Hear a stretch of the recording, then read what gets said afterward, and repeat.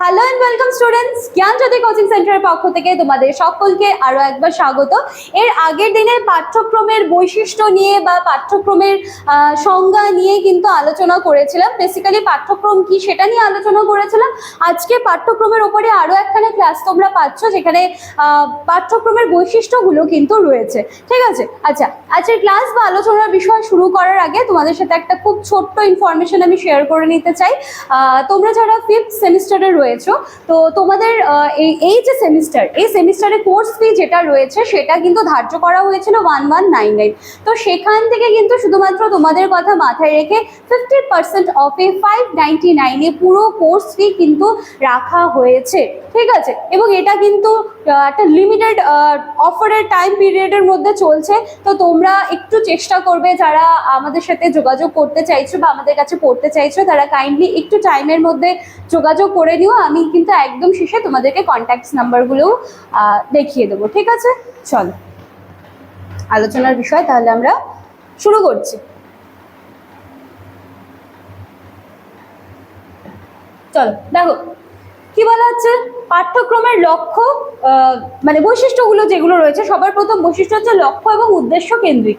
কি বলা হচ্ছে, পাঠ্যক্রম রচনার পূর্বে শিক্ষার লক্ষ্য ও উদ্দেশ্য নির্দিষ্ট করা থাকে।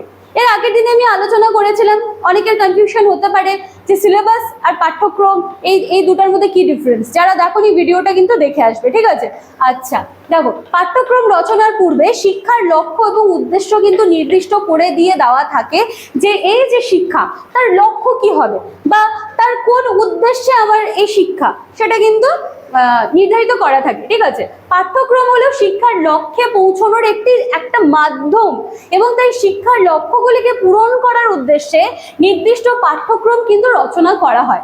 ব্যক্তি সমাজের বিকাশ, মানবিকতা, নৈতিকতার বিকাশ, কর্মকেন্দ্রিক জীবিকা অর্জনের সহায়তা, সমস্ত ক্ষেত্রে যে আমরা কি দেখি যে রিয়েল প্রবলেমসগুলো যেগুলো রয়েছে, ঠিক আছে, বাস্তব জীবনে আমরা যে প্রবলেমসগুলো ফেস করি সেইগুলো সমাধানের কিন্তু কৌশল, সমস্ত কিছু অভিযোজনের সহায়তা, বিভিন্ন লক্ষ্য উদ্দেশ্যকে কেন্দ্র করেই কিন্তু এই যে আমাদের পাঠ্যক্রম যে বিষয়টা রয়েছে সেটা কিন্তু রচিত হয়। আচ্ছা, এরপরে কি আছে, পূর্ব নির্ধারিত।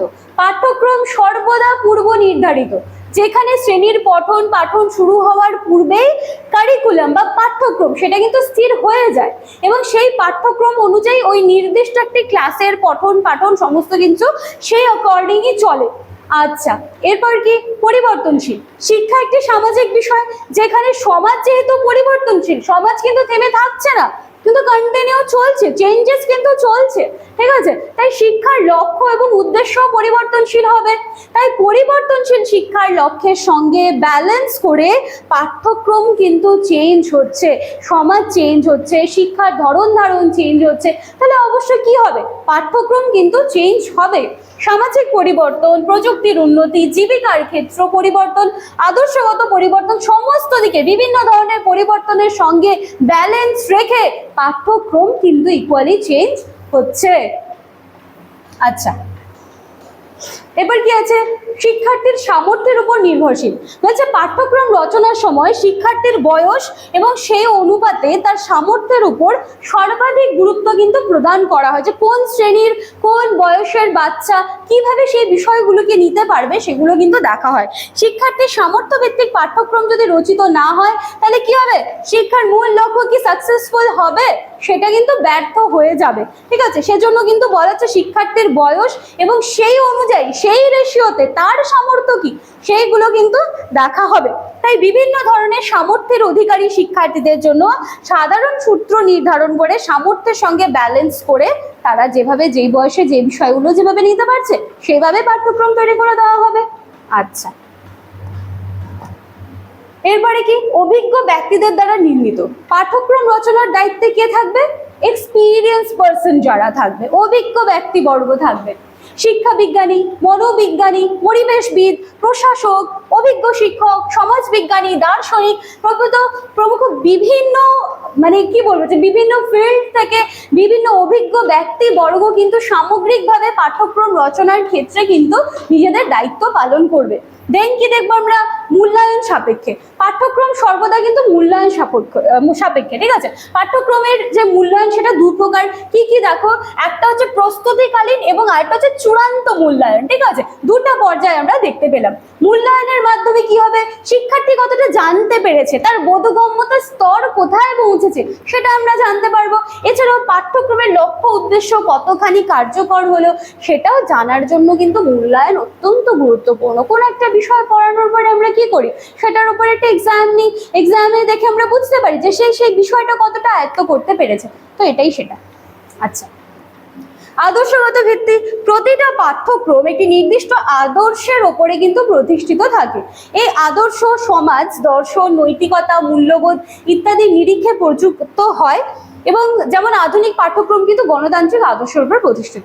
আচ্ছা, তোমাদের মেবি এটা লাস্ট। আচ্ছা, লাস্ট আরো কিছু পয়েন্টস আছে। হ্যাঁ,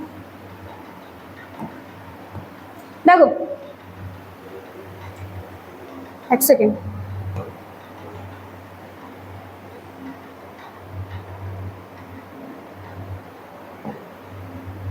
এক সেকেন্ড। চলো। আচ্ছা, বাস্তবসম্মত ভিত্তি। পাঠ্যক্রম কখনোই বাস্তবতার দিকটিকে উপেক্ষা করে না। বাস্তব জীবনে একজন শিক্ষার্থীকে যে ধরনের জ্ঞান বা টেকনিক্সগুলো আয়ত্ত করা প্রয়োজন, যে ধরনের বৃত্তিগত দক্ষতা অর্জন করা প্রয়োজন, সমস্তটা কিন্তু পাঠ্যক্রমের মধ্যে থাকে, ঠিক আছে। আচ্ছা, দেন শিক্ষার্থীর ওভারঅল ডেভেলপমেন্ট, সামগ্রিক বিকাশ। সামগ্রিক বিকাশ বলতে কি কি আসবে তার মধ্যে, শিক্ষার্থীর জ্ঞানমূলক চাহিদা, প্রাক্ষবিক চাহিদা, নৈতিকতার চাহিদা, সামাজিকতার চাহিদা, জীবিকা অর্জনের চাহিদা, বিভিন্ন ধরনের চাহিদা কিন্তু পূরণ হয় এই পাঠ্যক্রমের মাধ্যমে।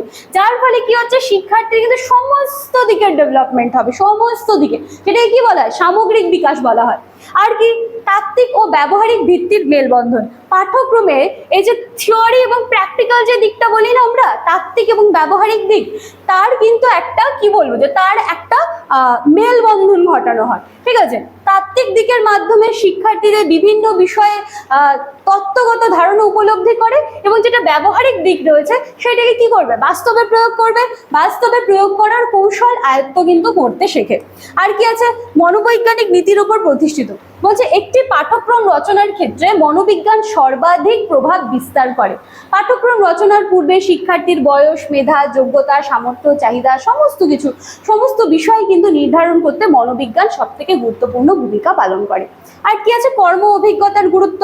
বলছে প্রতিটি আধুনিক পাঠ্যক্রমে কর্ম অভিজ্ঞতার উপর কিন্তু গুরুত্ব দেওয়া হয়। কর্ম অভিজ্ঞতা কি, শিক্ষার্থী নিজের কাজ, পঠন পাঠনে অংশগ্রহণ ইত্যাদির মাধ্যমে নিজের অভিজ্ঞতা কিন্তু অর্জন করে এবং এর ফলে শিক্ষার্থী সচেতনভাবে কারোর হেল্প ছাড়াই ভবিষ্যৎ জীবনে বিভিন্ন ধরনের জ্ঞান বলো, বিভিন্ন ধরনের টেকনিক্স গুলো, সেইগুলো কিন্তু সে আয়ত্ত করতে পারে।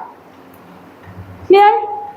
তাহলে এই ছিল আজকে আমাদের ক্লাস বা আলোচনার বিষয়। তোমরা এখানে দুটো কন্ট্যাক্ট নাম্বার দেখতে পাচ্ছ, 7076398606, 6295916282, ঠিক আছে। যে কোনো একটি নাম্বারে কল করে তোমরা কিন্তু আমাদের সাথে যোগাযোগ করে নিতে পারো। এখানে দুটো কন্ট্যাক্ট নাম্বার সেম আছে, তোমরা কিন্তু দেখে নিতে পারো। এছাড়া ডেসক্রিপশন বক্সে নজর রাখবে, পুরো ডিটেলস তোমাদের জন্য প্রোভাইড করে দেওয়া আছে। তো চলো আজকে ক্লাস বা আলোচনার বিষয় এখানেই শেষ করছি। দেখা হচ্ছে নেক্সট দিনে তোমাদের সিলেবাস থেকে আবার নতুন একটা টপিক নিয়ে। Thank you.